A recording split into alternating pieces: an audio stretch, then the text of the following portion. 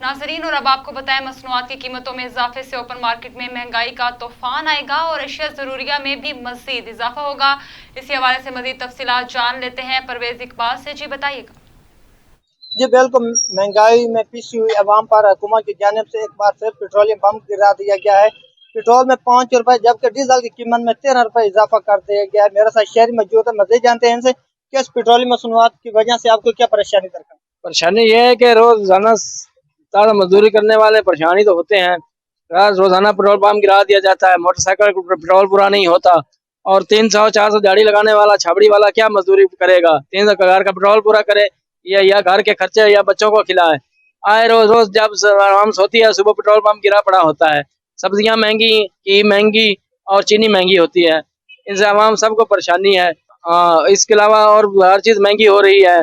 आए रोज जो मुआदे होते हैं, रोज मुआदे में आवाम पीसी जा रही है। 13 पे डीजल बढ़ा दिया गया है, मिट्टी का तेल बढ़ा दिया गया है, रोजाना पेट्रोल बढ़ा दिया जाता है। क्या आवाम जाए, क्या करे तो जाए कहाँ?